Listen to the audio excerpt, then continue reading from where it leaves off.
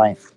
So we're talking Um, about mm, we're talking about norms. So we're speaking about like whether or not yeah, it was moral what they it did. it is a complicated topic. Like, not not something that I ever talked about or have any knowledge about. So I'm not gonna Like a like I'm a not gonna real pretend that I know about it. So yeah. a hypothetical example. Have you ever seen The Boys? Have you ever seen the Amazon show The Boys? No. It's actually a really good show. So it's really fucked up. It's super fucked up. But there's this guy who's basically more or less he's got the powers of Superman, and but it's a little bit more realistic what would happen if some sort of egoistic asshole became Superman. So this guy has the powers of Superman, and he flies onto a plane that's going down, and the reason it's going down is it's under a terrorist attack, right? And Yeah. in his attempt to save everyone, he accidentally kills accidentally kills all the well, he kills the terrorists intentionally, but he accidentally damages the plane, and so he can't land the plane. That none of the Okay. controls will work, and and he also knows that he can't pick up the plane because there's no point on a plane that you can actually that's the size of a human that you can balance it where it won't fall apart and just kill everyone anyways. And so what he decides to do instead is he decides to pretend that he just didn't make it to the plane in time, that he wasn't there. And a video leaks that he was in fact there, and he let all those people die, and he didn't even try to like take them down to the down to earth one by one or something. Try something. Now I can understand that Mm. he had reasons to do what he did. Like it wasn't irrational necessarily, and in the way that we would colloquially think of. It's like, okay, I can understand why he wouldn't take all that effort, knowing that most of them are going to die anyways. But at Yeah. the same time, I also understand that what he did was immoral. He should have at least tried, right? Like But it's immoral if he's for given an you. honest attempt It's and immoral failed, for you as a person. It's not immoral for him. You know. well, that's going to leave you with some odd commitments. So when you Yeah. say immoral, so now you've changed the scope of morality, and this was what I was critiquing earlier. Is that Okay. the first scope you gave was a cultural scope, right? So it Yeah. shouldn't be for me or for him. It should be for our culture. If you're a cultural relativist, But it right? So depends. within our culture, it would be immoral. But, oh, go on. Yeah. Go on. I don't want to interrupt you. Just finish then. Yeah. So and then the second scope that was offered was a relative to the person, right? So for me or for you, it's immoral or not moral, right? So that's two different scopes. I'm But trying to define: are you a cultural relativist? a person doesn't exist without a culture, right? Sure. So yeah, so you cannot separate the person from the culture. So assuming that The Boys is a Western culture thing, right? It's a Western movie, right? It's a Hmm. series or whatever. It's like American, right? Yeah. Yeah. So maybe from that perspective, that's what he was raised up to do. Like for example, I live in the Middle Eastern country. I mean, you guys are gonna hear the mosque after like 2 seconds, but I live in the Middle Eastern country, and like when someone's and I've lived in Europe. When someone's car breaks down, for example, in the street, everyone tries to help him. Like that's like our culture, what we see as moral. In Europe, I got a flat tire. I was stranded by the side of the road for like an hour and a half waiting for assistance. So, do you think the people that were passing by thought that it was immoral? It's just their culture. It's not how they're raised. So you cannot take the person out of because when I was in France, I thought that these people are rude and these people are unpolite and whatever. But for them, it was just another day. So, You know, for you, instance, if there was a you know what I'm trying to say here. So it depends on if we're talking about Western culture when it's more individualistic.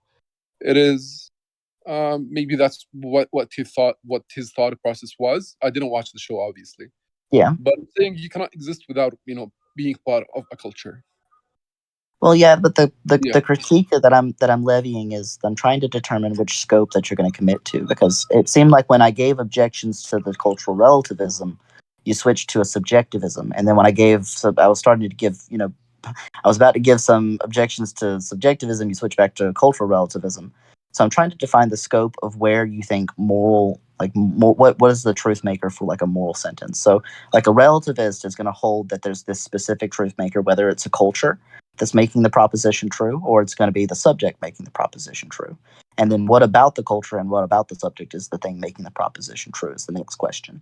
So I'm trying to understand, I'm trying to determine, are you a cultural relativist or are you like an agent subjectivist, where what it means to be moral is from an individual's perspective. So I within a culture, like I might think, okay, I'm within this culture, but I disagree with this culture. Like for instance, in my country, gay marriage was illegal for a long time, and I would scream, "That's immoral!" Right? Like I would be like, "That's immoral."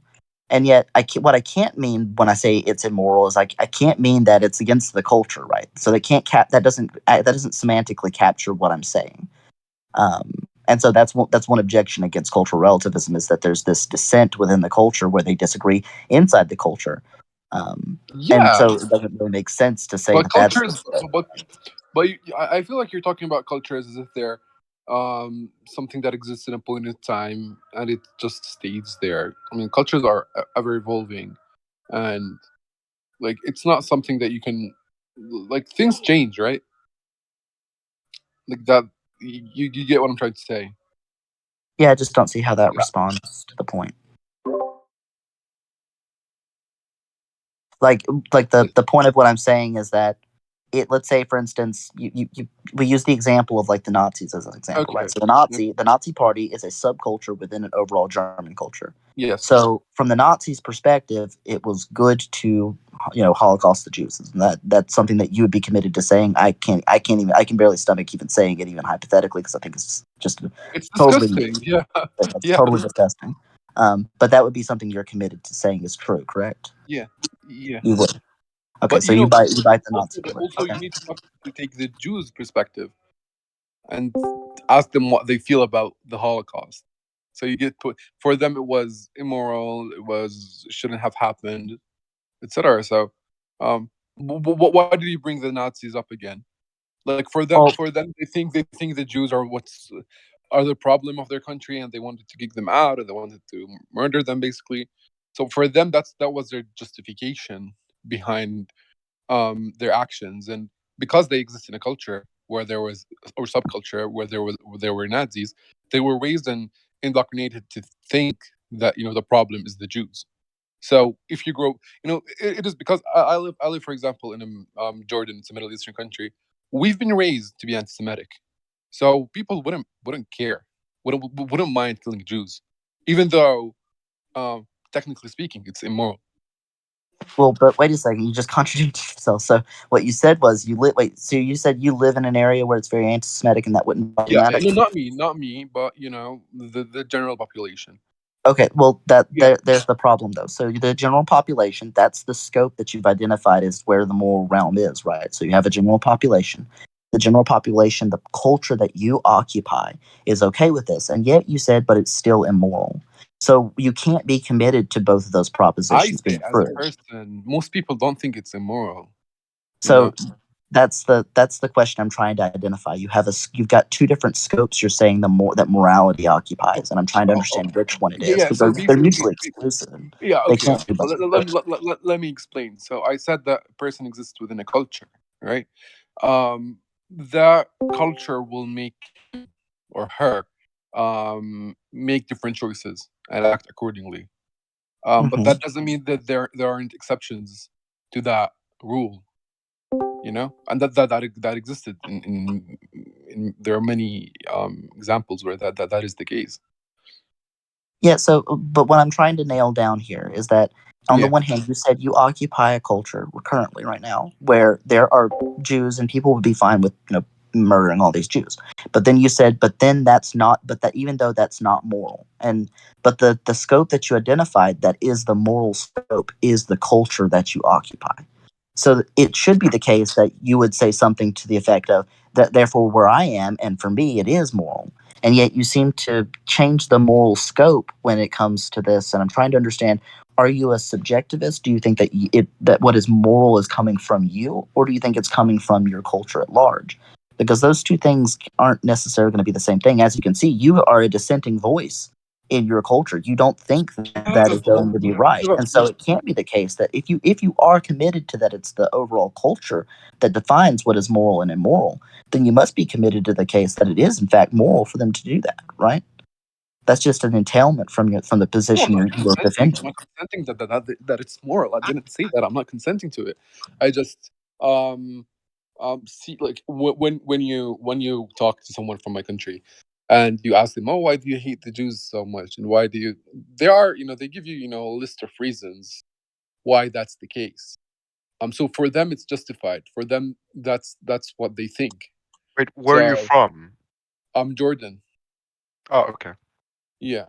So the So so the question I'm levying though is that initially you're identifying and you're saying the culture is the one that decides what's moral and immoral, right?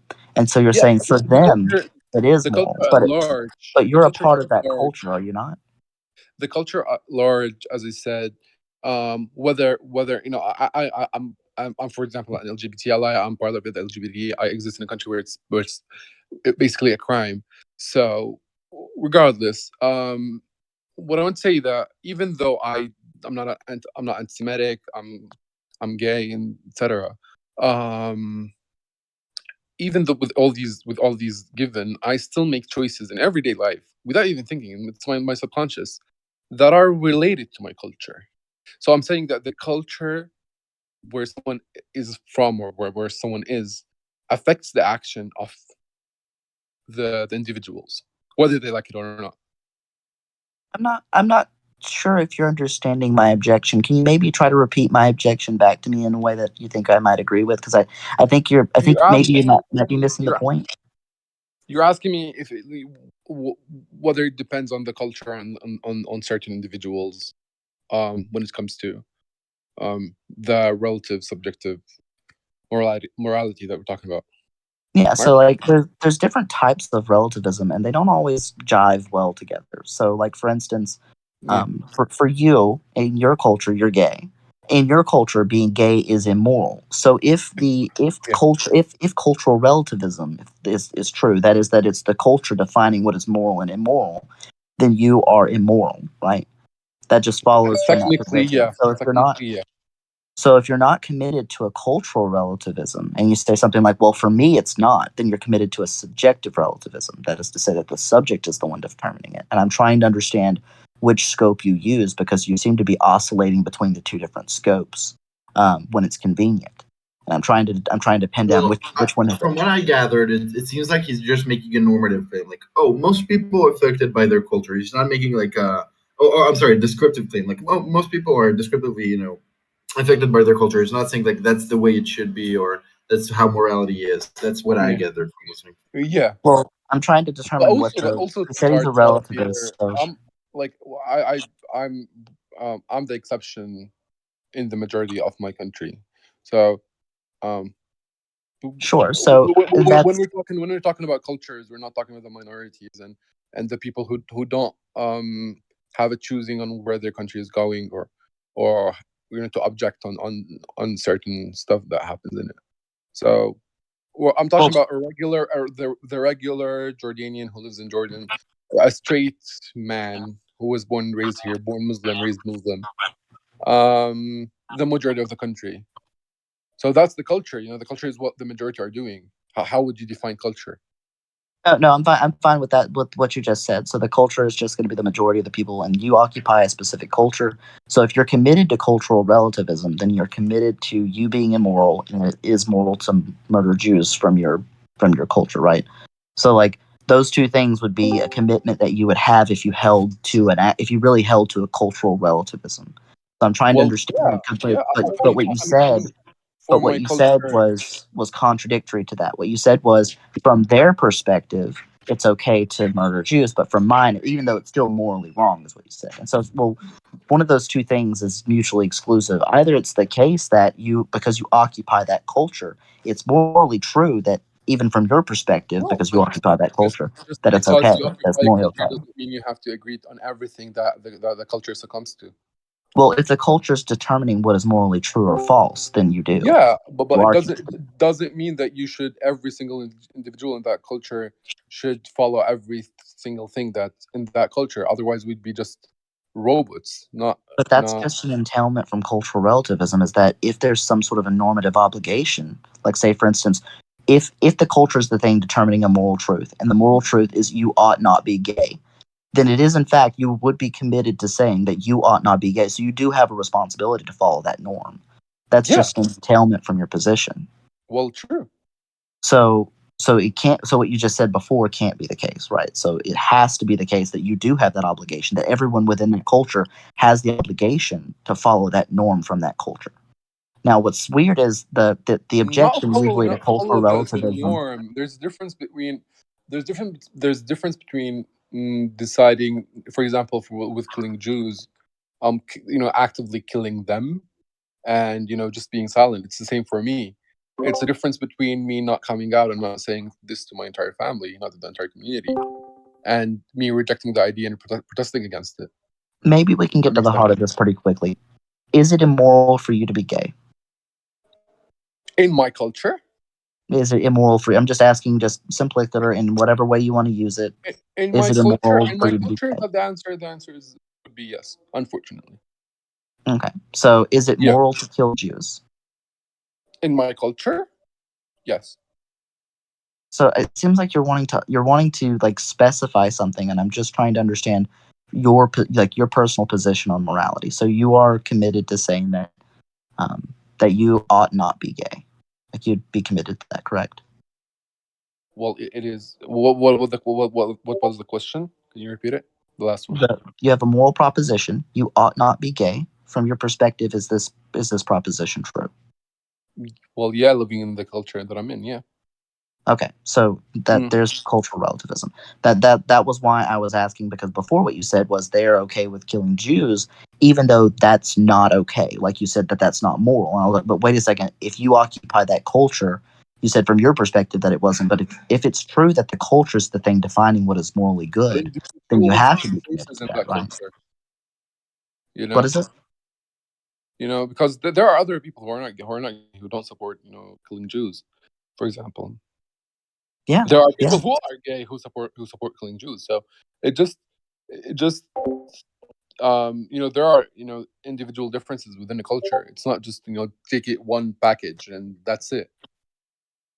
Well, that's the question, though, right? That if it's the culture that's making the moral proposition, the culture you occupy is giving you that normative like obligation, right? That's the whole idea.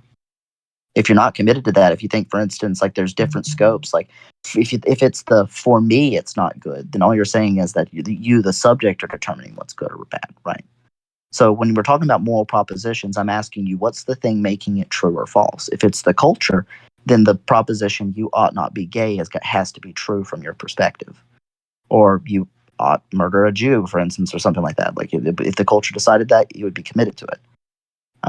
But you seem to be oscillating between subjectivism and cultural relativism, and I don't think that they're going to be compatible. Can you give me how I how me rejecting the idea of I'm killing the gays and killing the Jews, the trans, is just subjectivism, even though I said in my culture that's how it goes, So the contradiction that I was talking about before was when you said something to the effect of, for them, for their for this culture the culture that you occupy, I mean, you're a part of this culture. For them, it's okay for them to kill Jews, but even though it's immoral, and so you used you that would be not a cultural relativist position, right? So like that would be a subjectivist position, because now you're talking about a different moral scope. You're saying I'm the thing defining what's moral and immoral, because that's the language. No. Okay. So let me give you an example, which is related to this. If you ask any person in the street right now, any person, like let's take 10 different individuals, okay, and ask them individually, are you okay with killing the Jews? You're gonna get a mixed bag. But put them, or like, are you okay with killing the gays, whatever. But if you put these people in one room and ask them the same question, you can see how their responses change. You see, because for them, yeah, morality is subjective for each person, but also the influence of others. That's what culture is, affects their decisions. So I'm still not I'm still not totally clear. Is anyone else maybe understanding it a little better? Is he going for a subjectivism or is he going for a cultural relativism? Because he seems like he's kind of going for both at the same time. Why are they mutually exclusive? Well, it seems like Yeah, he's it just sounds like dual aspect. he's just making descriptive claims. Again, I don't think he's making like this is what morality is. This is how you judge your moral actions. From what I see, he's just saying from okay, the perspective or the intuition of actors would be influenced by the culture. Now, if I could tell him what you mean, because it doesn't seem like you get through to him, it's like this. Okay, let's say we have a culture. It has some judgments. Let's say, for example, being gay is wrong. Now, Yeah. you'll want to change culture, or obviously you disagree with it in some senses, right? If the culture dictates morality and you disagree with the culture, that means your decision is immoral. That sort of implies that you can never change the culture, and every change to the culture would be a disagreement with the culture and therefore immoral because the culture judges morality. Yeah, but That's kind of what he says. That's from what yeah, I hear. Now, but Tart I Vader, could be. I'm not want to. I don't want to be in this conversation. One, because I'm not an expert on morality. The second thing is because I'm playing Getting Over me It. So neither. I'm really. Me neither. Right. Yeah, but That's I okay. like to just Philosophile said something that I would like to stress. Culture, and I said that before. Oh, Highlands. Cultures are ever changing. I It's not just what's moral today could be tomorrow immoral, and what's immoral today could be tomorrow moral. And we can see this with the example for example, Germany and France with the European Union. If my friend from France, she married a German guy, her grandparents didn't show up to the wedding because for them it's immoral because they still remember what happened in the Second World War, etc. So they're ever changing. But wait a second. But you just Culture oscillated changes. again. Culture changes. That's why I give the example of asking individuals individually, separately, and then putting them in one room. And for example, let's say you've asked the question about the gays and they all answered yes. Bring the same individuals 10 years after, and you're gonna have maybe different responses individually think, and as a I collective. think a good way to cut to the heart of this, just because I understand, Philosophical, I think, was dead on with how he described it, but Yeah, but he left. bis, shit, I don't know how to pronounce Bis that. später, yeah, never mind. It's Bis German. später. Yeah. If if all right, assume we have a culture which has a culture which says being gay is wrong. We Yeah. have a person within that culture that says being gay is right. How do we determine which of these two is correct, or how would you determine which of these two is correct? But that's the concept of being relative. I think. Okay. I think he wants to commit to something like they're both right. I think Well, that's what he's trying to say. But there's Yeah. a problem with it. So usually, if the truth maker for a moral proposition, the thing making the moral proposition true, is the culture, then it can't be the individual because I can dissent from the culture and I'm just wrong. How about that? Maybe he's appealing to the sort of net judgment of all the totality of subjects in a given culture or something. Yeah, that's why I give the It's example of putting subjective, people in but one room. Yeah. it's a subjective analysis on each individual case. But when we're describing the moral system, we're taking the nets of the collective judgments. I think Marco's trying to get in here. He keeps unmuting, and I want to hear what Marco has to Yeah, say. go ahead, Marco, Marco. did you have something?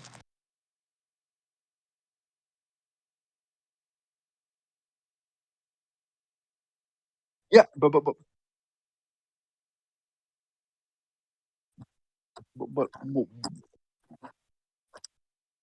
why are they mutually exclusive? So the reason they're mutually exclusive, let me kind of go into this. So usually one of the objections to cultural relativism is dissenting cases. So when we talk about like in the philosophical literature, anyways, when we talk about like a relative notion where a culture is the thing making a moral proposition true, and yet there's this idea of moral progress where the culture and the pendulum seems to be moving. That pendulum there is evidence that the cultural relativism is false. That's an objection to cultural relativism. So like for instance, what the other guy, can't remember, philosophy something another, said something like, if the culture should never change, right? Because the culture would always be right, and whenever it changed, then it would be right again later. But it's just the culture is always right. Now, that doesn't one that runs afoul of our moral intuitions. But more importantly, the reason it's mutually exclusive with subjectivism is that the individual subjects within the culture have to be wrong. They're just wrong about the moral proposition being true. So, like for instance, I'm gay. In my country, being gay was not okay for the longest time up until very, very recently. Literally 2013, and I know that the might be recent to you guys, but it's recent to me. I'm 30. So, Yeah. but very, very, very, very recently in our history, being homosexual is now acceptable here. Before that, I would have to hold that I was immoral for being gay. So, for instance, in 2010, when I came out as a homosexual, I was immoral, right? I would have it if the culture is the thing making a moral proposition true. I'm committed that I was immoral, but I don't think that's the case, right? I think I was perfectly moral. I was right, and the cultural pendulum moved closer to what was right. But if it's the subjective one, then I was right and the culture was wrong because I'm the thing making the moral proposition true.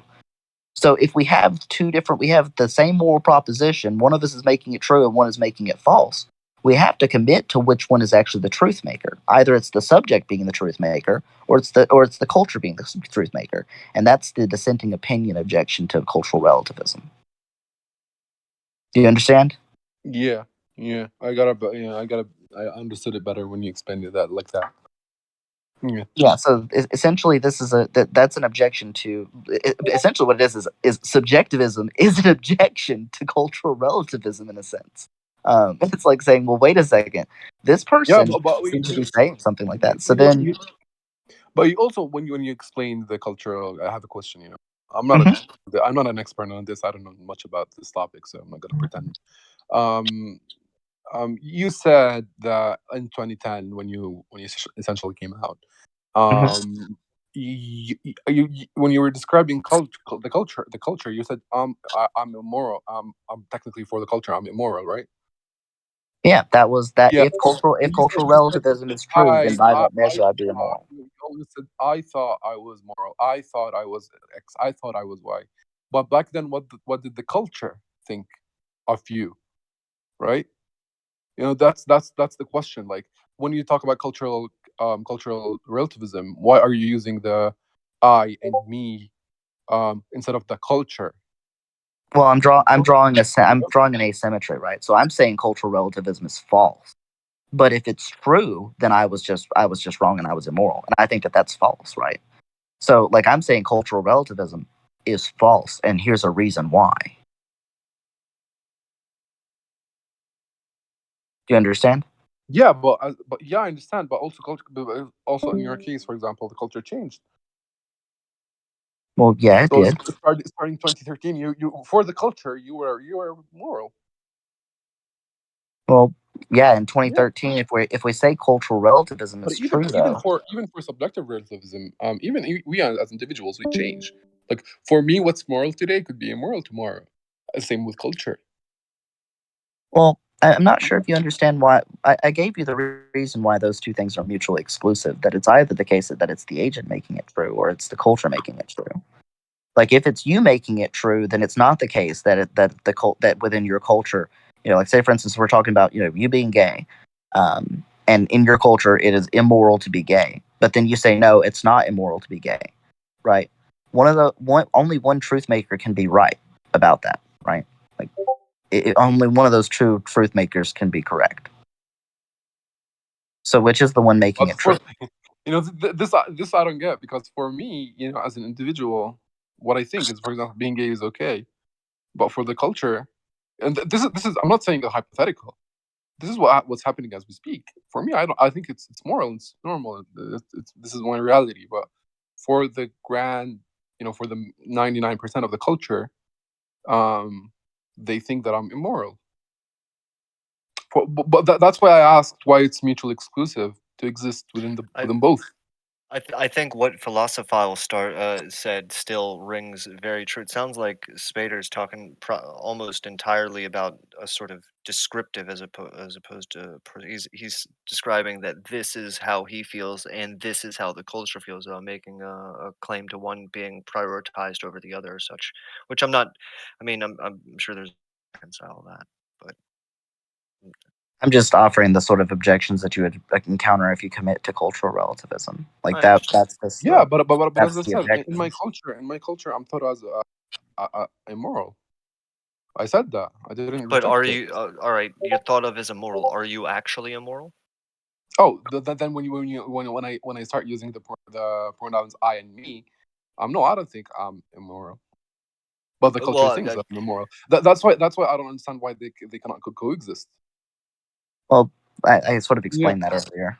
yeah, you did, but also I just I I'm think the still question was, are they wrong? Like the question is, are they wrong, or are you both right somehow? Like, is because like you take by an analogy, like let's say your culture thinks vanilla ice cream is delicious, but you don't think vanilla ice cream is delicious, and so is this a difference of opinion? Like, because in one sense, you're wrong then. If cultural relativism, if the cultural prevailing position is what makes it correct, then you're wrong about vanilla ice cream. But if subjectively is if your subjective psychological state is what makes it right or wrong, then you're right that vanilla ice cream is delicious. Yeah, but why can't we both? Like, for example, let's take for the example of pineapple on pizza. You know, most people hate it, I think. But people who like pineapple on pizza, which is the minority, like that's their truth. That's what they like. Both could be right. Yeah, so I guess the idea here is that he's not committed to the idea that there is no truth maker for Maybe we claims. can use Yeah, that. there's no. Yeah, that's that. Using- Thank you. Thank you, Yeah, Freeze. there I'm you sorry. go. My English is not my mother tongue, so sometimes I have different. I have difficulties expressing what I want Yeah, to say. so it sounds like But you're like a for you, non-cognitivist, where it's like because this is how some people describe it. That's the word for it, where you go like, non-cognitive. oh, homosexuality, boo, and you say homosexuality, yay, and that's what moral statements come down to. Yeah. So yeah, what you said there's no There's no truth. truth maker. There's no truth maker. I think that's kind of true. Okay, The so my moral attack statements on aren't truth non-cognitivism. apt for him. Yeah. Okay, so my attack on non-cognitivism is quite a bit more nuanced, and I don't know that it will ring with you. But let's see. Let's see if if you're willing to commit to a non-cognitive position, which I'll explain real quickly. But So just to make it clear, non-cognitive. before you do it, are you going to explain it a little before you launch into it? Just because, Yeah, I I'm am. not educated. It's not gonna make sense unless I explain what I'm saying. So Okay. to explain what non-cognitivism is, not there's two options. Either moral propositions or moral sentences are capable of being true or false, or they're not capable of being true or false, right? So a cognitivist is like a subjectivist or a relativist. Those are usually going to be a cognitivist. So they're going to say there's something like either an agent is making a moral sentence true or a culture is making a moral sentence true. Now, if you don't hold that there's anything making a moral sentence true, maybe you're holding something like what free speech was saying, like blue hurrah theory, where basically moral sentences can't be true or false. They're just us like expressing our emotions. So it's like Yeah, boo they murder, just are. yay charity. Yeah. So the in the literature for non-cognitivism, the attack on non-cognitivism is called the embedding problem. So the way it works is essentially a non-cognitivist is going to say that a moral statement or a moral sentence, like you ought not kill that baby, reduces to something else. So semantically speaking, it's going to be equivalent to saying don't kill that baby. Like you ought not kill that baby is semantically equivalent to don't kill that baby.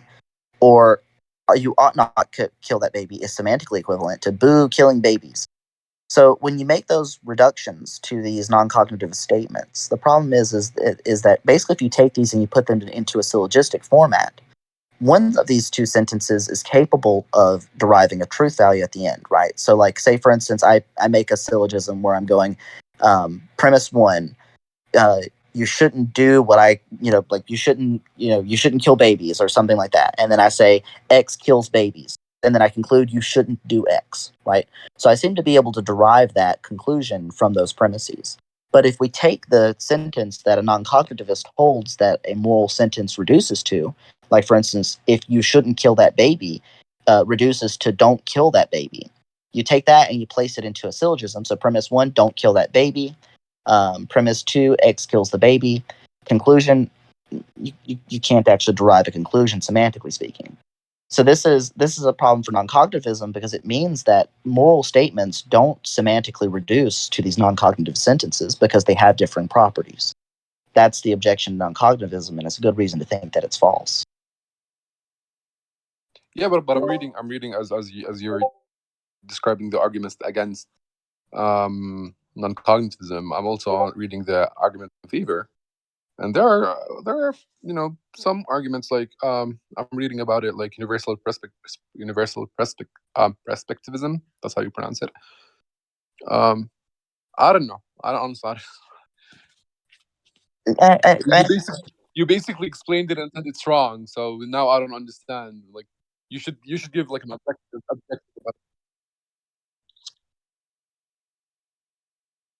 I think so. I'm not sure. That's the problem, because he explained the concept, then he explained why it's wrong to him, like to what he thinks. So he didn't give like an objective overview of what it is.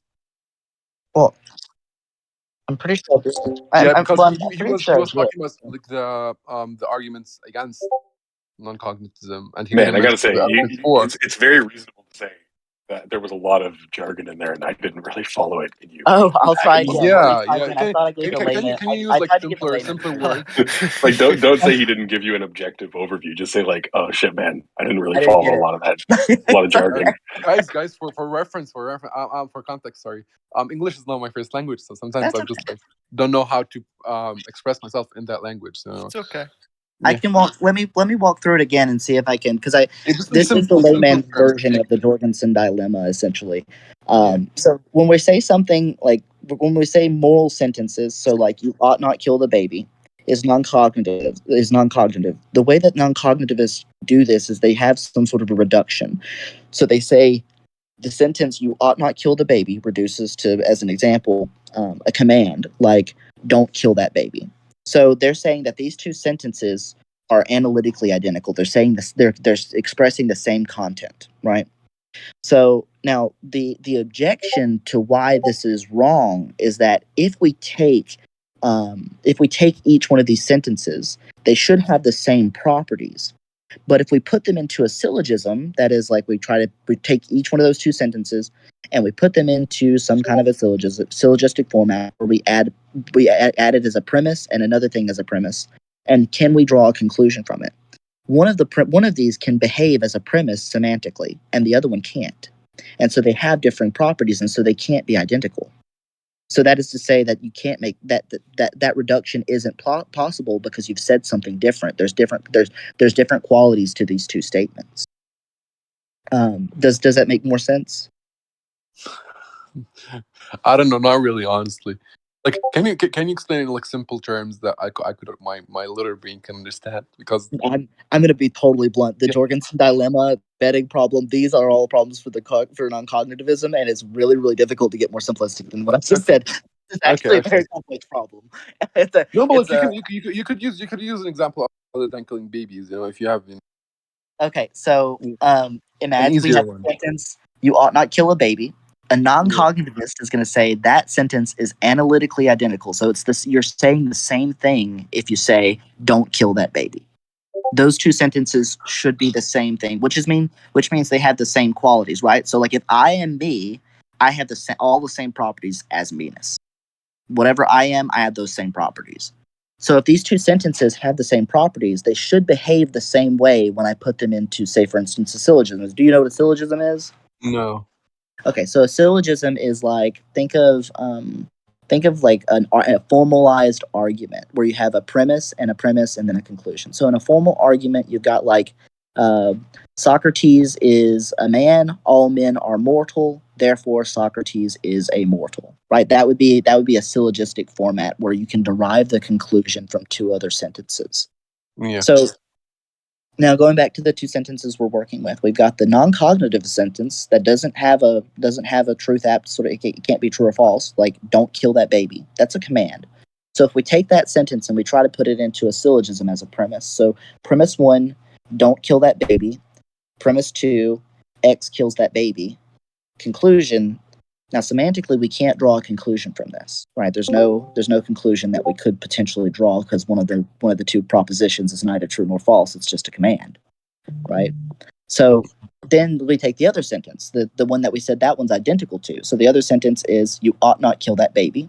So X is or premise 1, you ought not kill that baby. Premise 2, X kills that baby. Conclusion, you ought not do X. That follows from from the premises, right? So one of these two sentences you can derive a conclusion from, and one of them you can't. And so the two sentences have different semantic properties, and so they can't be analytically identical, which means you can't reduce one to the other. This is true of any given non-cognitive position, because all of them hold to some kind of a reduction. So expressivism, emotivism, prescriptivism are the main. Those are the big ones. All of these are going to hold to some kind of semantic reduction from a moral sentence to some sort of a command or some sort of a non-cognitive statement or a prescription or some kind of an emotion. But each one of these has the same problem. If you try to take those sentences and you put them into a syllogism, they just can't do what the other sentence can do. And so they can't be, semantically speaking, they can't be identical. Could you explain to me how this ties to what I said? There's no truth maker when it comes to relativism. So it's going to depend on how you mean there's no truth maker. So if you mean that semantically the sentence can't be true or false, so you're a non-cognitivist, then that's where it's going to apply. That's where this is going to apply. So it's an objection to non-cognitivism, and it's a kind of a silver bullet, to be honest. I think that non-cognitivism is dead if it can't answer this question. Like, why is it the case that they have different semantic properties if they're semantically identical? I think non-cognitivism is dead. Now, if you hold that there is no truth maker, like, say, for instance, something like error theorist. So an error theorist is a little different. They're going to say moral sentences are capable of being true or false. But because there's nothing that a moral sentence corresponds to in reality, there's no sort of a correspondence relationship to anything, it's just false. So all moral propositions are false. It's an error theorist idea. Does that make sense? Yeah. So it's going to depend on what you mean when you say that there is no truth maker. So if there's no truth maker leads to like something like an error theorist, so you think all moral sentences are just false, that's going to be, a little bit of a different position than what I just talked about. But if you hold that there's no truth maker, as in moral sentences can't be true or false, then that's going to be non-cognitivism, and that's where my objection that I just levied is going to be relevant. Yeah. Okay. I need to think about it. I know I got it. Read more about it to understand. You warned me you weren't an both expert are. on this. Sorry, What? I didn't mean to go super deep. I hope that I was not speaking gibberish to you. No. I got it. I got like the gist of the topics. Okay. But I'm still not. Just 2 minutes explanation cannot make me decide on where I stand. I think I need to read further into both. No, you have to pick right now. Right the fuck not now, Pick. You gotta pick. Otherwise, you're banned from the server. Pick so I can shred you. Yeah. Yeah. I love Well, these. I love these discussions. I've They do get really, like jargon heavy. Like free speech is totally on point with that one. It's like everything I just said would be like, what if I hadn't read this shit like several times? Like I had to read the Jorgensen dilemma. Like I want to say a solid 20 times before I could make a layman's version of it because it was very complex.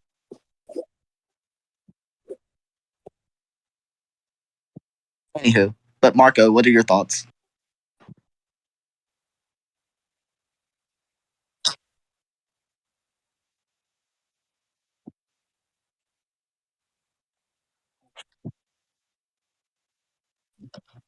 Yeah, same.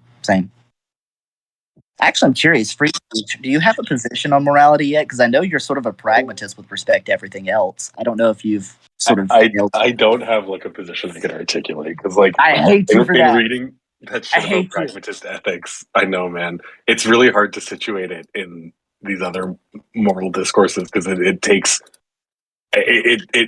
it's one of those things where it's like, oh well, if you're a pragmatist, you have like a different account of reason, you have a different account of like argument, you have a different account of like mental phenomena, like you have a different approach to like most of this stuff, and so like, or I was even reading this paper on pragmatist ethics that was talking about like what separates. I guess it'd be like a subset of like virtue ethics, but even that book that I was reading kind of launches into some issues with.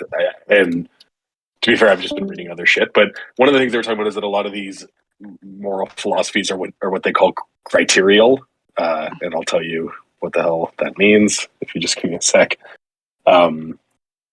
Pragmatist ethics. I have a paper on it that I was just reading the other couple weeks ago, I should say. Bear with me. This is what happens when you don't name your PDFs properly. Yeah, so it talks about criterial notions of morality, and at least some. So by criterial, he means that relevant criteria for moral like judgments are logically prior, they're fixed, they're complete, and they're directly applicable. And so, although many philosophers might deny that their views are criterial, the character of most of the discussions in ethics suggests this is still influential, if not dominant. So, although the principle of utility might be revealed through experience, it is thought A, to be logically prior to experience, to provide a measure for determining what is moral for all people at all times. It doesn't need to be supplemented as a principle, and it can be directly applied to specific cases. And that's like what a lot of moral discussion centers around, like coming up with those principles that are going to allow us to like directly judge a situation without needing to give a lot of caveats in a way that applies a rule that's like, you know, prior to experience and pragmatism as approach to morality is just like super different from that. I think there's a weird assumption there that I would definitely disagree with, is like that these I agree that these sorts of moral judgments are prior to experience. I think they are a priori. I just think that they're not going to be generalistic. So I don't think that like moral propositions are going to be true in a vacuum. And I think this is sort of a demand of a generalist that I would reject. So like for instance, is it true or false that you ought not lie, right? And so I think that this is going to be true depending on conditions, and false depending on conditions. And I think this is true and false. This is like going to be true of any given moral proposition, is that the conditions that they occupy are going to determine what the moral decision or moral choice is, right? So like if the Nazis knock at your door and they're asking if you got Jews in your basement, you ought lie. It's going to be true, right? You have the moral obligation to lie to these fuckers. But even this whole approach like is already kind of taking morality and putting it into like a matter of like it's a matter of propositions and of judging the truth or falsity of those propositions. And I don't even think that a pragmatist approach would grant that framing. That's what the subject matter of morality is true and false judgments about propositions. That's why it's kind of like a subset of like virtue ethics, where it's like it's more about the development of character given limited information, and like it's going to be probably some if I had to like, it'd be a combo of like particularism and virtue ethics. Okay, that's an interesting idea. Is there any way you can elaborate on that a little bit? Well, I think the idea is that like, so a lot of this also comes down to this idea of like habit. Habit is like a big concept in pragmatist philosophy, and like what are habits, right? So habits are these kind of thick tendencies that are already historically conditioned and that are subject to change, and so morality is a term of like is a matter of like developing habits where you exercise moral imagination to perform, this is all the words to perform basically dramatic rehearsals of a situation, and to explore the possibilities of that situation to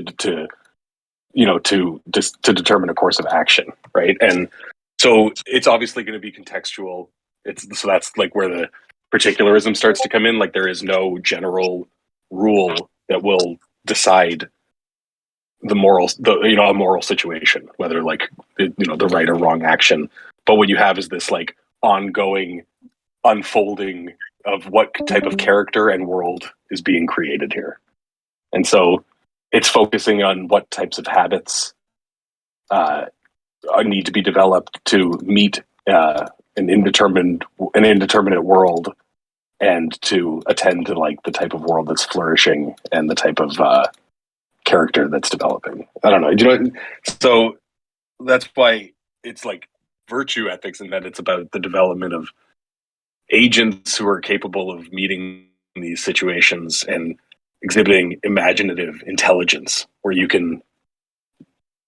I don't know. It's tough, man, because it's a big reframing of like the whole kind of discussion. I don't know if any of that made sense. No, I think the way that I'm sort of conceptualizing this because there has been sort of like an internal conversation for myself on how I talk about, because I am a particularist, and I think that generalism is just false. I think we have good reason to think generalism is false. But I think that when I'm thinking about like what is it that's making these moral sentences and things true, someone who's, say, for instance, a virtue ethicist is going to say that there are these virtues, and these virtues are the things that are making moral sentences true or false, right? That's to say that these moral propositions are reducing to these virtues. Like one of the virtues could be like chivalry, and virtues are going to be sort of this thing that exists between extremes. It's not going to be a generalist proposition, but it's going to be something like chivalry lies somewhere between cowardice and bombastry, where like if you're a bombast, you run straight into battle and you go head toe to toe and you end up dying. And if you're a coward, you run away from every fight. You just don't fight at all. And then chivalry is where you fight the battles that are worth fighting and you run from the battles that are worth running from. You know when to fight, you know when to retreat. That's going to be chivalry. This is sort of like the paradigmatic example to understand how virtue ethics works. So there's this degree of moderation between things. And I do admittedly find it a bit appealing, and I don't have great objections against the virtue ethics. I'm trying to sort of conceptualize how pragmatism plays into this, and I think I posted a thing that the book that I was reading is arguing for these three interrelated theses. It says moral character, belief, and reasoning are inherently social, embodied, and historically situated. I think you're probably cool with that. Wait, say it again for me. Moral character, belief, and reasoning are inherently social, embodied, and historically situated. Yeah, I don't have an objection to that. I don't have any reason to. I do want to point out that you and I have an uncanny ability to kill a room. Have you ever noticed whenever you and I start talking together, the whole room dies, and it doesn't matter what server we're on or where we're at, the room dies. Facts. The moment it's a skill. It gets so like we get so, I guess maybe esoteric. I don't know if that's the right terminology for this, but like we get so like off into the weeds. Everyone goes, "Oh my god, what a snore fest! They're not fighting at all." Like they're just trying to understand each other. Someone fight. That's always I share the same feelings. It's true. Let's fight about unless it's John, and then we're good for clashing with John. Yeah, unless we're shitting on John. That's the only time we really we do build up a room. We need to invite John to this server. I would love to see John get in and get absolutely shredded by Marco. Man. That would be so much fun. That guy's fucking crazy. Can you guys at least say like fucking idiot like at the end of things where like you're just like honestly trying to figure each other out just to give the illusion of disagreement? Yeah, we're fighting. Okay, yeah.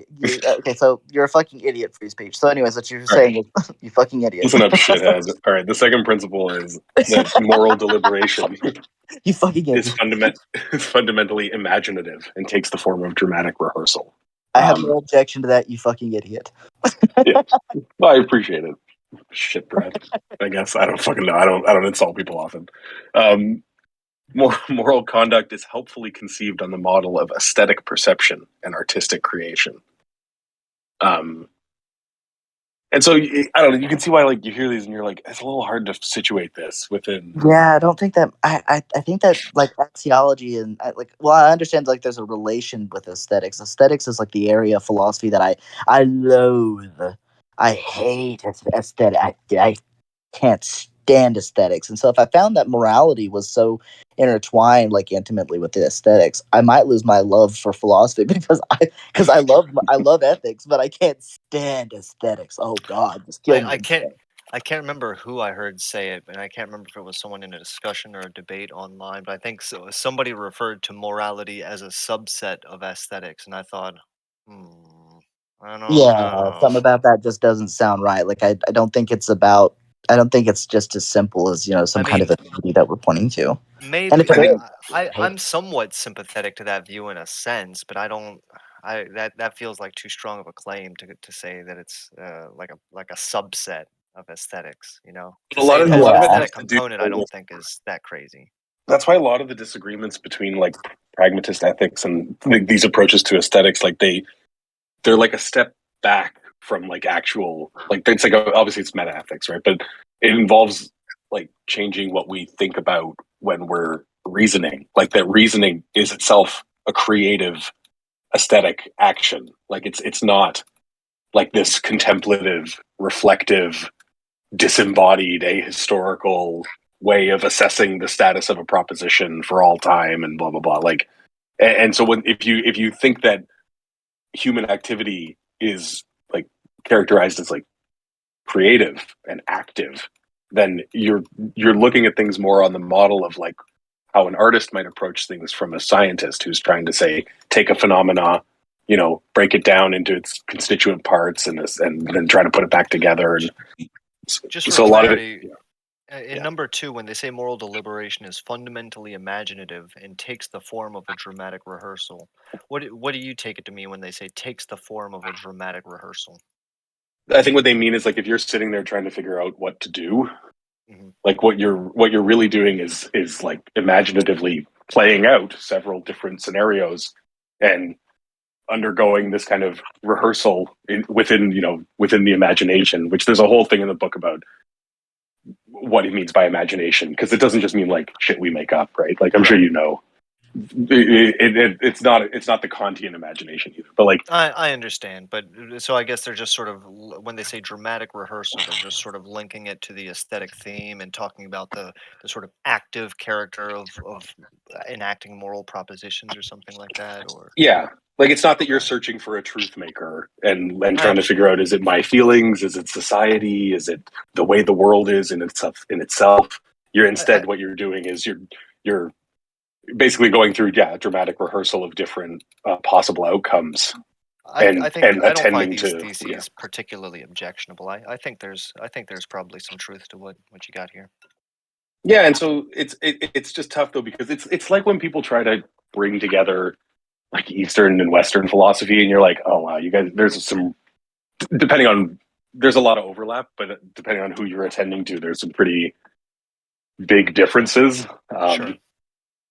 Like I think Tartars, I think I sent you at one point like a quote about knowledge on the Chinese model of Chinese philosophy, and I'll just like it says, knowledge is more like knowing how to find game than ocular knowledge of presence, more like knowing a territory than seeing an object, more like Fair knowing the enough. relations of things in an environment than contemplating a finished form. It raises no problem of transcendent access. This is a good question. Actually, the problem of knowledge is not how to get beyond perspective, a view from nowhere. The problem is to see deeper into the world, to know it more intimately than concepts and language allow, to know not what is in the world, but what the world is becoming. And so it's not a question of access, but about getting stuck. And the point is to achieve a desired flexibility, spontaneous flow of change. Like, so that's where you start getting into like this idea of meeting an indeterminate situation, and through creative intelligence, through this active engagement, you bring it to a determinate outcome, and then and on goes the process. I think that's an interesting framing of knowledge as opposed to the sort of traditional, justified true belief sitting abstractly above and outside of the world or what have you, or I think What's it's an this? interesting way to It's frame this it. formalism where it's like, well, you've got the justified, you got the true, and you got the belief. Let's take these three components and let's give an account of We've each, got and then all the checkbox and we'll put it in the little square here, and this is knowledge. And we've got it here set aside from the historical process and blah blah blah. I understand yeah. what you're saying. I sympathize with that. The problem is that when you go down this road, like you start having to talk about things in terms of their value and not in terms of their essence. Like where you're Sure. like, what's the value of knowledge? It's like, why do we start caring about this in the first place? And what are we even talking about here? Because we're so deeply in this world of like everything's about fucking propositions that it's it's such a There's weird, such a just daily like pragmatism anemic in version of thinking about life. it. Is a Yeah, Yeah, and very much it especially is. when he's talking about the aesthetic character of morality. That was what immediately came to mind is Nietzsche and the Yeah. sort of aesthetic. Now, apparently, even the sort of almost worldly aesthetic character of epistemology itself. I think that lends to it as well. Yeah. So it's that's why the answer to Tartarus was no. I don't really have like a big all of moral. that to say no. I had to say no. And that's Phil- how you artistically and beautifully kill a room. well, Like that's the I, longest no in the history of humankind. I've been reading about the concept of quietism, that the sort of the goal of philosophy proper isn't necessarily to seek truth or rationality or to make statements about the world, but to sort of quiet the mind and bring one at ease. And I think that what happened there just fits perfectly into it. Philosophy gives you endlessly long, perhaps even infinitely long chains of words we can chain together to just say yes or no. Well, yeah, that's funny enough. Like people, I don't hear it brought up a lot that when they talk about skepticism, there's just this like common like skepticism, and people forget that like skepticism in its early incarnations was like kind of a moral doctrine about how to achieve like ataraxia, right? Like how to get that state of calm, that state of like not vehemently disagreeing or asserting or blah blah blah, like but to just kind of let things happen. And so like the ultimate goal of skepticism is that yeah, you don't disagree and you move on to other things. Like I know that's like obviously utopian and a little silly, but this idea that a lot of these positions that we take to be strictly matters of either like epistemology or matters of ontology are actually they start as ethical, political concerns, and we kind of chopped these things all up. Interestingly enough, that's how I got into philosophy. I loved politics. I found them interesting. I found it like kind of, but the questions were deep. And then somebody posed me some questions about my political views and beliefs. And I did some reading and stuff, and I found myself in the realm of philosophy, particularly when it comes to ethics. I was like, okay, this is interesting. And I read more and more and more, and then I started getting into epistemology, and then I started like I branched out from there as I learned more, and it changed my political views like drastically. Like philosophy drastically changed me. I think that's how everyone gets in philosophy. Someone asks you why one too many times, and then your brain cracks a little bit, and you say, "Well, let me check that out." Yeah, let me figure this out, and I'll get back to you. And so, and yeah, that's how I got into ethics. And it was also like a question of free will. Like somebody was asking me what it means to be like to have free will on these things, and I I changed my view to a determinist. And then over time, I started reading the sort of classical compatibilists, and I was like, this is bullshit. And then I read the New Age compatibilists, and I was like, oh, this makes sense. like the new stuff is really good, and really makes a lot of really good arguments. Well, I would just say you were determined to accept that anyways, in my opinion. And a compatibilist would say as well, yeah. You were determined to retort that to me. Yeah. It's funny how much of this stuff is like comes down to like a weird issue between like being and becoming, like where this whole moral of like this whole like model of moral philosophy is like it's very like trying to figure out like the status of the way things are, like these judgments, what are they, what and what's their being, right? And this whole other shit that I was talking about is trying to say, well, philosophy on a model of like attending to the like the becoming of a situation, like the unfolding of a process, as opposed to like the contemplation of like a final form. And all this stuff, whenever I hear it, it sounds just like we're still stuck in that platonic model of like trying to figure out like the form of the insert X, right? And so it's a weird thing. It makes it hard, like because I got into when I was reading moral philosophy, I fucking hated it because I was like, this is some weird abstract thought experiment that has no connection to life. Sometimes it does. Like if you're trying to ration medical goods, like you might look to a trolley problem. Like if you're trying to program an AI car, self-driving car, like you might need to take some of this stuff and put it in propositional form and tell it whether to swerve into the group of people or to crash into the wall. It's like it's not that it has no application, but it just felt like this weird, sterile, like otherworldly, has nothing to do with the messiness and the complexity, or it's like an attempt to deny that complexity will always be there. And like that's why I was prone to Nietzsche, who's like, yeah, no, this shit is tragic. Like this is not a comedy. You're not going to put everything in its right place. I think that I think like your meta ethics is going to seem a little detached and weird. I think pragmatic, your ethics and practice, what you actually do day to day is. I think that those are the better, bigger questions. But I think that the only area where your meta ethics is going to be important is, are these things that we're doing in practice, are they just that? Are they just practices and anything goes? Or is there actually some, sort of a greater degree of responsibility? But even that idea, like, Um, it's interesting. You said, "Are they just practices and anything goes?" And it's like, well, because there's this long historical legacy of not philosophizing about practices in Western philosophy. That any practice or any physical object or material artifact, those are just cut out They for are me. Did you just cut out for right. me? And so You cut out for me for your speech. just this idea that, like, oh, if it's practice, like, you're like, yeah, why shouldn't we get really serious in thinking about our practices, but not by denigrating them, right? By saying, like, we're really after true judgments, and then, oh my God, isn't the world just so messy that they never get actualized? Like, we got it backwards. Well, I mean, I don't use that terminology to to say something bad about practices. What I'm asking though is what I mean by is it just practices is more of an attack on like relativists or something of that nature.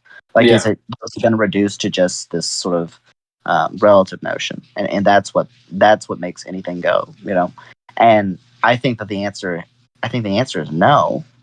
Now, I would lean that either error theory is true or some sort of realism is true. I think that subjectivism, relativism, none of those make any damn sense, and there's too many good objections to them. Non-cognitivism, I think, is dead in the water. Maybe if I could, get a little bit more into virtue ethics, there might be, but that's going to be a typology of realism. But yeah, I think that either moral realism or error theory is going to be correct. That's one of the kinds of moral realism. Specifically, like I think that's my leaning. I lean in favor of non-naturalism right now, but I'm open to like a virtue ethics. Given what I've read on them, I'm going like, well, it does make some degree of sense because it does better account for like the fact that I lean in favor of like a particularist approach with my like applied ethics. Like in my applied ethics, what I'm doing is I'm assessing the situation, trying to understand all the elements as best I can, and then formulating what I think is the closest to the truth. Right, that's what I'm doing in practice, and that practice aligns pretty well with virtue ethics because virtue ethics is not going to be as strict or stringent as like a generalist idea. And I don't know really how pragmatism plays into it, but I'd be curious if you can find a way to formulate those two together. I'd be really interested in hearing it. But I think that I'm putting a big old quote in general discussion. You read it. Let's read from the book of Twilight of the Idols. Jesus Christ. Okay, where's it at? General. Ready? Here it is. It's big quote. You're gonna like it.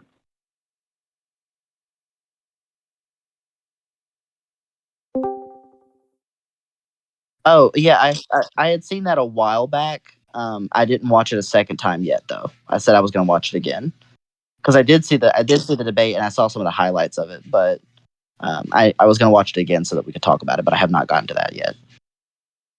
You asked me what's idiosyncratic about philosophers. There is, for instance, their lack of sense of history, their hatred for the very notion of becoming, their Egyptianism. What the fuck is Egyptianism? They think they're honoring what?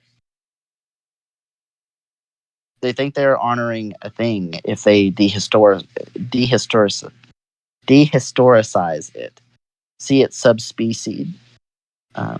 That's Spinoza, subspecie aeterni. Oh, subspecies aeterni. Okay, I didn't realize that was the same word.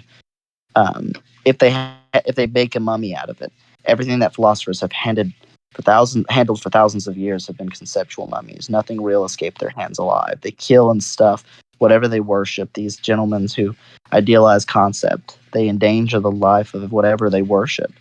For them, death, change, and age like reproduction and growth are objects, refutations even.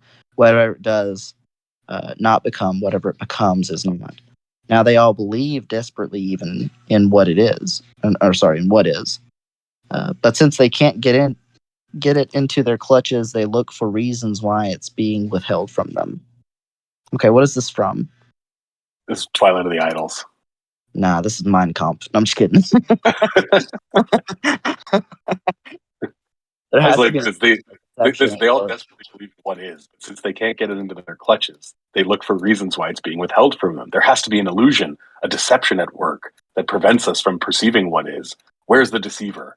We've got the deceiver, they cry happily. It's sensation. These senses, which are so immoral anyway, deceive us about the true world. Moral. Free yourself from the senses' deceit, from becoming, from history, from the lie. History is nothing but belief in the senses, belief in the lie. Say no to everything that lends credence to the senses, to the rest of humanity. All that is just the masses. Be a philosopher. Be a mummy. Portray monotheism with a gravedigger's pantomime. And above all, away with the body, this pathetic obsession of the senses, afflicted with every logical error there is, refuted, even impossible, although it has the nerve to behave as if it were real. Okay, that Whoa. speaks to my soul because that is very deep. Not gonna lie, It, that is very deep. it was my Nietzsche senses doesn't all fuck around, along. man. It's always the ones you trust the most. Mhm. If there's some epic shit in this book, if you've never cracked the What Twilight of book? the Idols. Twilight of the I think Idols. that's one that I haven't read. Actually, is Twilight of the Idols. I've read a number of the other ones. Like I've read By who? Beyond Good and Evil. I've read Nietzsche. And who wrote it? Wait, who wrote it? Nietzsche. Nietzsche. Oh, okay, cool. Yeah, we're talking about Nietzsche. His shit is so poetic and beautiful that it's just like, ugh. The whole time I'm reading it, I'm going like, man, this guy could just write. And he says lots of very intelligent. He makes really intelligent points as well. But yeah, I get what he's saying about making a mummy out of it. Like if we can package it and put it into this, like it's kind of the box thing you were talking about before, like trying to package it and put it into a box to understand it. And that is how my mind works. Actually, I think in very boxish terms. Like I'm sure you've noticed in my discussions, um, I try to categorize to understand. I'm not trying Yeah. to categorize to attack, but I am genuinely using that as a tactic to understand. But that's where like the art stuff comes in, right? Like there are artists who use those types of aesthetics in their approach, and they're beautiful and valuable, and it's just not not the secret pathway to get you to the thing itself. Now, Like, two questions I would have about this. One, could could you render the argument he's making here in propositional logic? And two, would it be a crime to do so? By No, his it would life not. It would says, never. It never is. If you don't express it in true logic, then it's hard I to don't. conclude that you Well, said I it. think I think Nietzsche's Nietzsche might disagree point. with you on that. I think he would believe that there's something rich and textured about natural language that can't be sort of captured by propositional logic. And he's wrong. I'm joking. I don't know. I'm not that Maybe he attached to it. is. You could be right. I don't know. fuck, I got to get back to work, so I'm gonna jump off. But that was No, perfect. that was so interesting. We finally said something interesting, and you're leaving. Fuck you, free speech, you Well, idiot. read some Nietzsche. Yeah, fuck You you, stupid you butthead. bitch. Go fuck yourself, Okay, poopy I'll see pants. you. All right, I'll have a good one. All right, Be safe, bud. man. Free speech is a cool guy. He's an old time, long time. I call him my book club because we're always sharing stuff back and forth and then talking about it. But he's a dirty pragmatist. He's a very dirty pragmatist. Why do you not like pragmatism? I'm It's not somewhat that sympathetic to the pragmatist school. it's not that I don't like pragmatism. Not too fond of pragmatism. I just say that about him because everyone's always like, oh my god, those pragmatists. There's a foreignness to it. Um, It is so- true, but there's a I'm foreign- becoming more open to it. Although it seems weirdly like an idealist, but yeah, it I'll does. have to read more into it. And I don't like it. I don't much like it, but who knows? Who knows? I enjoy it. I think that free speech brings a unique sort of flavor to the conversation whenever he joins. Unfortunately, it's not the taste for most people. As the moment he and I start talking, because we're not fighting with each other, everyone leaves the room. So we never fight because free speech and I are both like free speech is super super chill. He's even more chill than I am. Like I've never seen free speech even have like an engaging discussion where he. Well, I did see one time he shredded this one guy named John, and he and I sort of like we were taking turns like clapping them cheeks, if you know what I mean. We were just wrecking John back and forth. And it was so funny because John is if you've never dealt with him, I'm gonna invite him to this server because Marco, I would love to watch you shred this guy because he's all deep into the dark web and he thinks that he's like all about Jordan Peterson. He thinks Jordan Peterson is right. He's not a Christian. He's not a theist, but he argues that theism is right, that we can't have morals without theism and all this other stuff. So he's just saying we don't have morals? That is also no. And that's one of the things we were clapping his cheeks on. Okay. So Theism, it was that theism degree. is true about morals, but theism is not true, but we do have morals. Interesting. Exactly. Okay. Yeah. And that's where you clap his cheeks for a little bit. Like, that doesn't make any fucking sense. And then he would say things like, he's also very chauvinistic about, do you guys know who Sam Harris is? Do you know what he sounds like? That like John's voice sounds remarkably close to Sam Harris. And all of his views are like antithetical to Sam Harris. Like he used to be a Sam Harris fan, but he sounds just like Sam Harris when he talks. And but he'll say he's very chauvinistic about men in their place in society. Like he talks about how if men don't take the time, and the effort to dominate women, then women will end up inadvertently, naturally, just dominating men. And he gives the example of like a beautiful woman walking into a room and being like he gives the example of a beautiful woman walking into a room, and all the men in the room have their eyes on her, and so she's sort of captivating everyone. And then because she's beautiful, everyone just kind of follows her lead and does what she wants to do. And I'm like, well, wait a second, but if men have this obligation to, and he talks a lot about like the natural order behind things. And he says, that the natural order is something about men. And I'm like, well, wait a second. But if it's naturally the case that when a woman walks in the room and she's beautiful, she captivates the room, then wouldn't it be the unnatural thing to intentionally domineer her? Like that would be the opposite of what you're supposedly advocating for. And so we clapped his cheeks on that for a little while.